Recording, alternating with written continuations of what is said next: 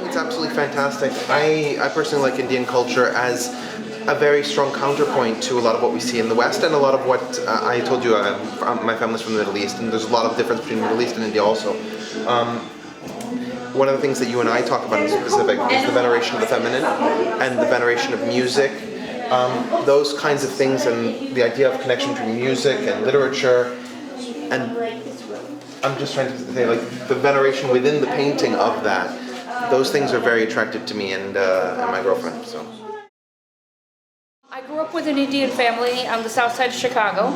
They were neighbors of ours that moved in, and my family and my mother, we all became very good, close friends.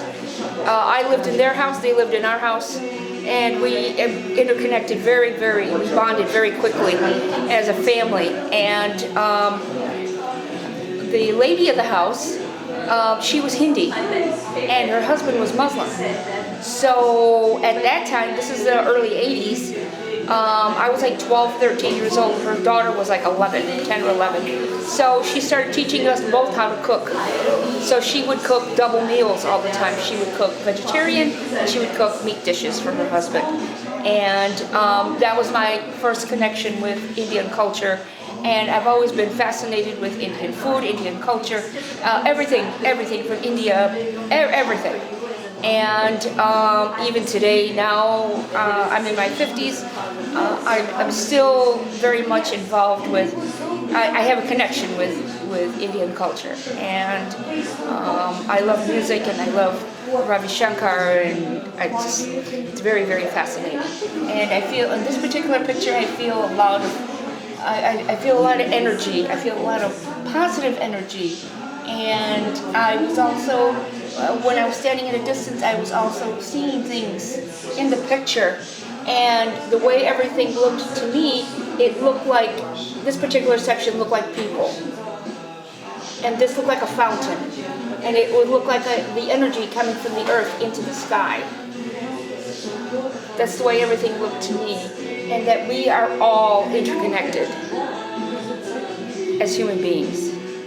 We're all connected some way, somehow or another. We all have a connection, even though we all are physically different, but we all have this spiritual connection. And I feel that if we all tapped into this spiritual connection, the world would be a better place, and we would be all at peace. You know, and a lot of the things that are going on in the world, which are unfortunately very sad. As human beings, we have to learn how to, you know, like the old song says, why can't we all just get along?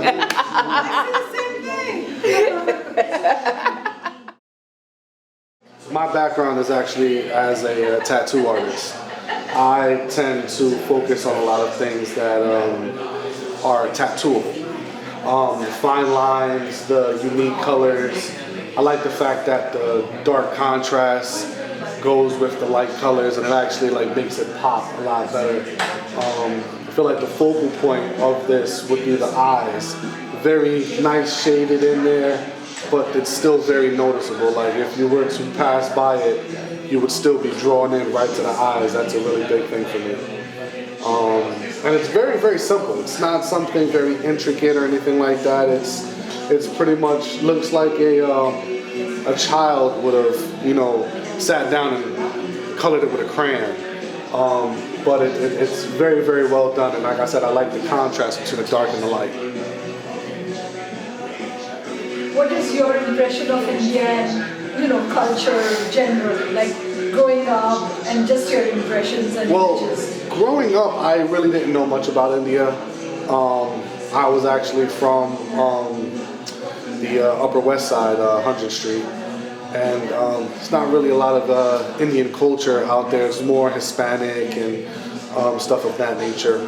But little by little, I've been learning a lot about it. I love the food. I'm a very big spice guy. I put hot sauce on a lot of my food. So going into a lot of the restaurants and stuff like that, I've learned that they have some hot sauces that shouldn't be played with. But I do, again, I like the spices, curry. One of my good friends introduced me to a lot of Indian food. Believe he was from Bangladesh, if I'm not mistaken. Me and him actually went to high school together. So I started getting into the culture little by little. I love everything about them is all about family and keeping the culture together. And I feel that we as in Hispanic and Indian people, we have that connection. Family is a big thing for us. Religion is a big thing for us. Community is a big thing for us. So I agree with a lot of that stuff, and that kind of made me want to know a little bit more about it and dig a little deeper into the culture.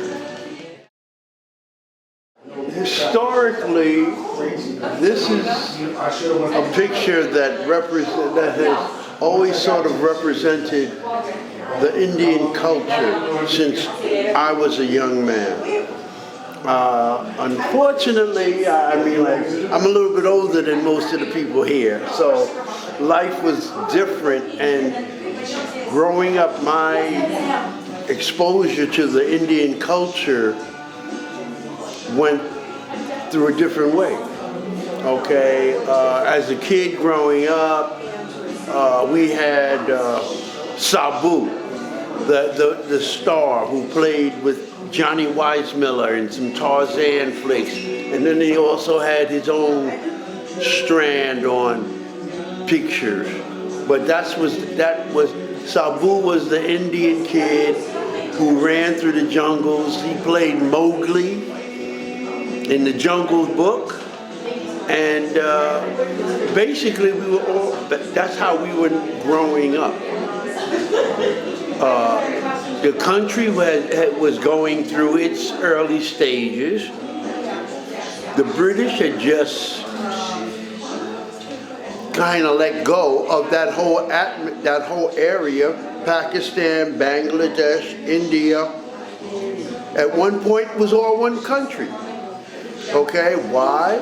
Because at one time, we all, not now, but we all know that the British Empire rose, the sun rose and set on the British Empire. What does that mean? Where on this earth did not the British control for a certain period of time and influence? India. They took one country, turned it into 3 countries because they wanted this. The same when 1949, the British decided, well, we're going to go and take Pakistan and give it to the Jews from the Holocaust from World War II. Understand, perfect, but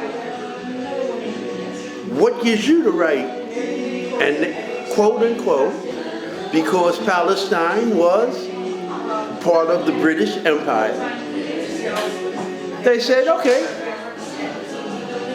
Israel, we will set it up. The movie. So you're saying they destroyed everything? Well, the movie The Exodus with Sal Mineo in 1964, there was a movie Exodus, which showed the actual way Israel as a country came into existence in the 40s, in the late 40s. Okay, and my laugh at this point in life is all the Middle Eastern countries, they are so adamant in their blame of quote unquote the Satan America creating this state of Israel when the real culprit is the British Empire. And there is nothing, they do not ever discuss the British influence on the Middle East in a negative way. But what is in the Middle East, what is the enemy, the main enemy? The United States of America. So if we're your enemy, why do you come here? And you know, the Indian culture, I grew up on the Lower East Side. 6th Street, 1st Avenue, 7th Street, between 1st and 2nd. There were more Indian restaurants there than actually around this neighborhood. And this neighborhood has always had a large Indian restaurant population. So, I mean, growing up where I grew up, I was exposed, I could walk from my school, my grammar school, my elementary school was a block and a half away from a block from 1st Avenue to 2nd Avenue, on 7th Street, on 6th Street. There were Indian restaurants, different Indian restaurants, different foods. And it was like, okay, now, they're all one food. Me not knowing, every part of India has its own distinct culinary background. So back then you weren't aware of the history of India, you just... No, I mean, India was India. Yeah, you know, it wasn't, you know, we're talking 63, 64, okay? The British Empire was just releasing certain countries. Bangladesh, Pakistan was still part of it, okay? Jamaica was still part of the British Empire. So, I mean, They owned everything. They just came back Hong Kong. yeah, and just, you know, it was a different world. But this picture just always illustrated the beauty, the sensual beauty of the people. It shows the different characteristics as in Africa. You know, you can go from top of Africa to the bottom of Africa, and they're all one people, but they're different colors, you know, different cultures. You know, in South Africa, you have